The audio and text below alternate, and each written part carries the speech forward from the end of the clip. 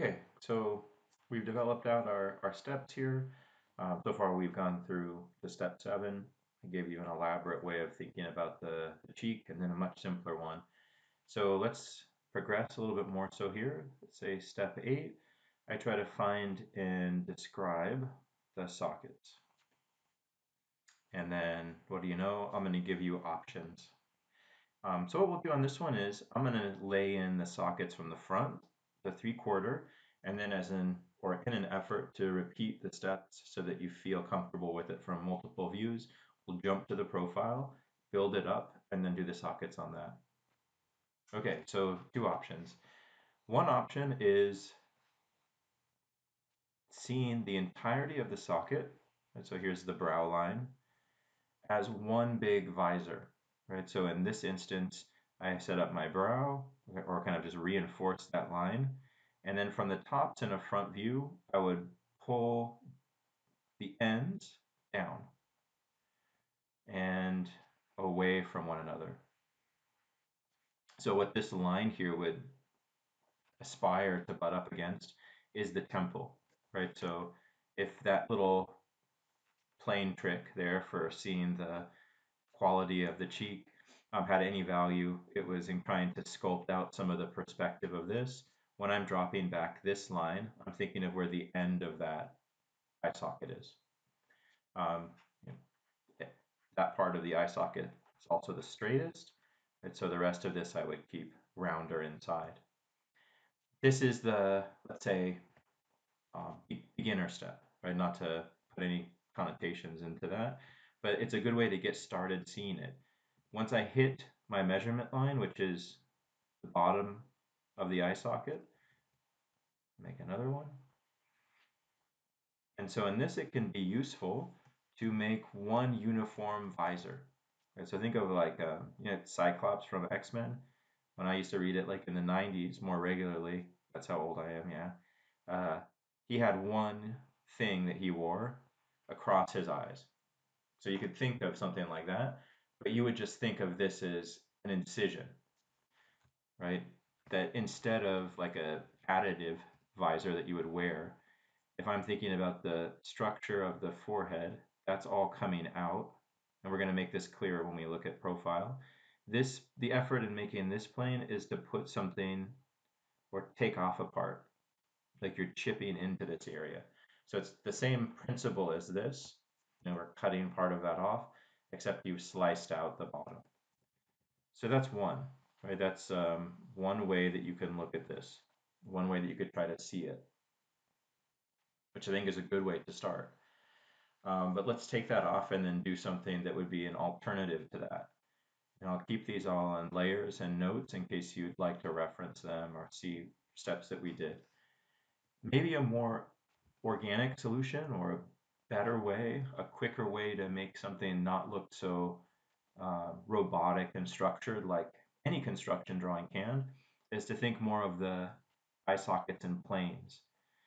So thinking across the brow here as a straighter section, and then on the sides letting it kind of fall. I think this feels a little bit more natural. The only problem is it can maybe be a little bit more technical or more difficult to draw. So here I'm going to bring it back the same way. Just, it's that straight versus curve thing. Are you confident enough making straights early on that they're not going to feel skewed or distorted? You can certainly do the same thing by way of relating them across. That's always a good thing to do on symmetrical objects. And then in the middle, I'm going to construct out my keystone shape. So generally I look for where the brow ends. It's a useful place to look, but you can look anywhere. You could even cite it or measure it if it helps. But here I'm putting in my design. And this is something, again, I'm not at this point trying to copy the photo to the left or the right.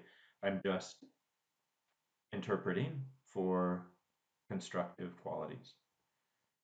So I'm not trying to match his keystone so much as I'm just simplifying. So in this, instead of the massive uniform visor, I have 3 planes, 1, 2, 3, my drop back, and then my keystone. And then the last part in this is I curve out, right, the eye socket back to this proportion line. So kind of like glasses, right? A little bit, and that's across. Either or, right? I think you could even use the visor to get to this one. But I think it's important. I hopefully am not confusing you, but I think it's important to give you options. That's probably the criticism of most constructive drawing is, oh, you're trying to make clones of yourself, and couldn't be farther from the truth. It's an interpretive strategy. Okay, so let's do that same thing, but let's do it in 3/4. Okay, so same start. I'm gonna do this one that we just did. So I'm gonna do a straight line. I'm gonna try to find and see differences in the planes as the eye socket starts to lean. Right, so this is gonna kind of fall back and cradle up against that cheek. Do the same thing on this side. Only difference, 3/4, I'm not gonna have the temple or the line at the socket flare like this at the bottom. Instead, they're gonna be moving the same way, right? Or this line should be similar to that line or direction, right? So do that. So here I'm kind of combining the two, visor slash planes. Once I do that or get this far, then I'm going to put in my keystone. This looks a little bit higher, but again, I'm just going off of making a template. Really, the photograph at this point is there just to show you the position and how I'm interpreting it. And then when I get to this point, I'll take this and just round it, and then that kind of feeds into that proportion line. Do the same thing here if you want. One thing that would be good is, what I do on one side in terms of perspective, I have to do to the other. So I can think this cheek structure across, and I'm going to show it coming out a little bit. Right? But that would be this kind of bottom portion to the socket.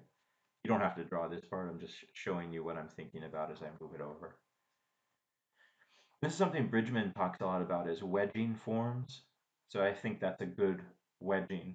And then other people, I'm kind of spacing on who I should attribute this to specifically. Um, Maybe Hogarth, but think of the head in terms of major areas of geometries. Forehead is something like this, like a disc that's leaning forward. The cheek area is another disc that's leaning slightly back. But the important part of these zones of the face is tying them together or wedging or locking them together, right? By way here of T overlaps and then showing that kind of connection. Right? So something like that. And then that's continued into kind of setting up the mouth as this larger zone or area of structure. You would wedge that into this by overlap or shared rhythm. So these lines to me are massively important in terms of maintaining an integrity to the drawing. All right, so we have eye socket there. That's amazing. Now, if we keep going, as a way to review and just make sure that we're feeling comfortable with this, let's do the profile. Um, okay, so we're shifting gears again back into steps. I've done my first 1 through 4. Now it's time for proportions. Brow and chin, halfway. Base of the nose, halfway. Bottom of the socket, center of the eye, thirds, lips or mouth, top of chin. Works every time. Now, hairline, let's say it's here somewhere. So what that again is meant to describe is the surface difference or the um, surface topography, and it's different from the top. And then as it changes, it gets straighter. You kind of follow that line all the way around. So once I find hairline, back of the nose gives me the height of this cutaway. Now I'm gonna look for temple. Well, temple's all the way up here now. Back of the skull. So one thing you probably can notice to this point, since I opted to start this with the sphere for each head, all of your heads are going to feel a little bit bulbous, right? But the alternative was to start with the organic egg or maybe semi-barrel shape. Doesn't mean I can't come in and just sculpt it a little bit or take a little bit off. It's just something you're going to have to do. And now between these points, I'm trying to set up my ellipse. So that's my cutout for this. I'm just trying to see all of these points related and then understanding that within this, I would slice that off. But I think an interesting thing happens, right? Like if you take this and just isolate that as a ellipse, it's telling you you're viewing this type of cylinder, which would be the accurate cross section if we were to see and think through the head to the other side, right? And then if I start to think of how that works differently here, if I just look at that ellipse, it looks like this, maybe a little bit more opened, but that would also be an accurate cross section from side plane to side plane that's consistent with the perspective position of the face, right? And then this one is really thin or slight. And if I just think of one side for now, I don't want to bend it, it would look like this. So the benefit of knowing ellipses or cylinders or spheres or boxes couldn't be more important because every time I'm making a indication, it's a clue as to a clue or it's a reassertion of a perspective decision, spatial position. Is that right? Okay, so we have the beginning to this setup. Let's go ahead and now target it or mark it up. So from here down, here, back.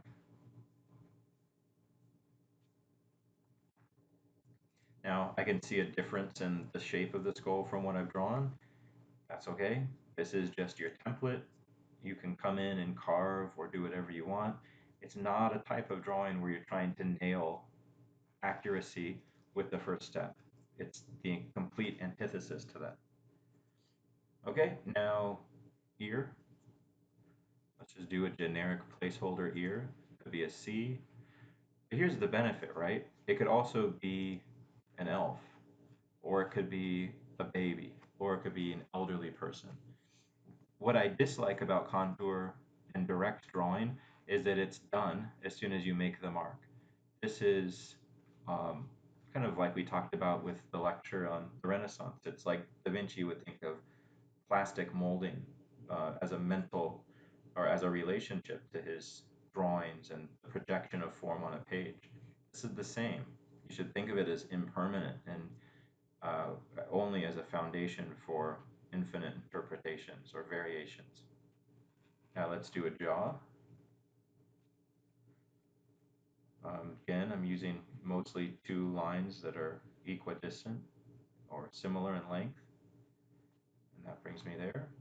Got my neck there, so I've already got it set up. It's not a floating head. We're not going to talk about the throat or anything. Now I can do cheek. You have alternatives. We did on that one the planar structure. Let's do the basic curve. Just remember the cheek doesn't start at the top of the ear. Now let's do our eye socket. Here's the forehead. You could see the brow ridge a bit more developed here. If you want to vary that, that's fine. Right? I'm just thinking first of forehead. I know where that line is. That would always be my start. If I want to modify it, I can do that pretty easily just by judging the distance or difference from that initial lay-in. Okay, so eye socket from the side is a great opportunity to think about just how much we're trying to carve into the head. Right, so here what I'm thinking about from my eye socket is that I find there's a lot more triangles from the side views or profile views. So here I'm dropping that line back just like we did. I didn't have to go across a brow. And then I'm going to make my base for the triangle here. I left a little bit of space in between this and then the shape of the eye socket. So I'm imagining the temple would be in this area. But this is what I'm trying to get you to think about from front or 3/4, that this would be a recessive plane. And one of the reasons I really like that, or I'm drawn to this and exaggerate it in views of the head, is if you start to look at these things, right? So forward, back, forward, back, forward, back. I mean, this is a horrible drawing, but it's asymmetrical. It's the same thing as curves and rhythms and perspectives and forms that we've been doing every single week. It's just in profile and in lean, right? Or in tilt. I mean, it's also spatial, but in this particular view, there's like an overstatement of balance and that chaotic sense of balance that we talked about with gesture.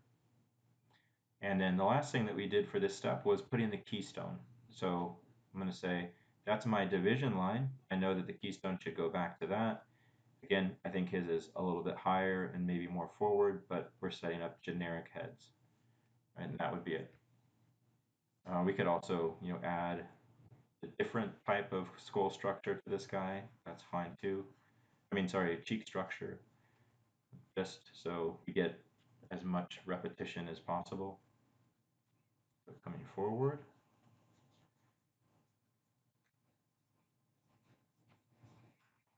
And then again, feel free to change it up. I like part of what you're doing, but I think it would work better if you took out that line. That's what you should do. So we're basically most of the way there.